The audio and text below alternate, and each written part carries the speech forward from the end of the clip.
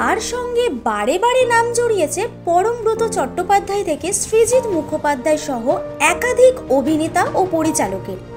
পরমব্রত বা সৃজিত আজকে নিজের সংসার করে নিশ্চিন্ত জীবনযাপন করছেন, কিন্তু স্বস্তিকার পরিবার স্থায়ী হয়নি। বর্তমানে স্বস্তিকা মুখোপাধ্যায় যাকে জড়িয়ে ধরে যার প্রশংসায় পঞ্চমুখ হয়ে উঠলেন, তিনি আর কেউ নন টলিউডের হার্টথ্রব দেব। দেবের সঙ্গে ছবি পোস্ট করে স্বস্তিকা লেখেন, আমাদের ফেভারিট হিরো দেব, প্রচণ্ড হ্যান্ডসাম অ্যান্ড কিউট, আর যা দারুণ অভিনয় করেছে পুরো ফাটাফাটি।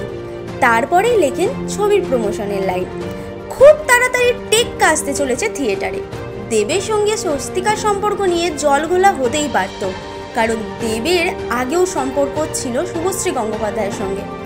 তার সঙ্গে রুক্মিণী মৈত্রের সম্পর্ক অনেক দিনের, কিন্তু এতদিন সম্পর্কে থাকার পরেও সরাসরি বিবাহ বন্ধনে আবদ্ধ হচ্ছেন না তারা।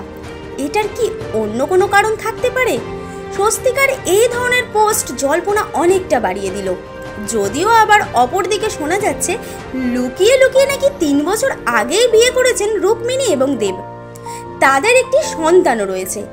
যদিও এই ধরনের সব কথার কোনো সার বার্তা নেই, কারণ সেগুলোর কোনো প্রমাণ নেই, কিন্তু সেলিব্রিটিদের মন এত তাড়াতাড়ি বদলে যায় যে সামান্য সোশ্যাল মিডিয়ার চিহ্ন দেখতে পেলেই ভক্তদের মনে হাজার প্রশ্ন উকি দিতে থাকে। আপাতত নির্বাচনের ধকল শেষ করে আবার ছবিতে মন দিতে চাইছেন দেব। এর মধ্যে স্বস্তিকা মুখোপাধ্যায়ের সঙ্গে তার এমন ঘনিষ্ঠ ছবি প্রশ্ন তুলেছে তার ভক্তদের মনে।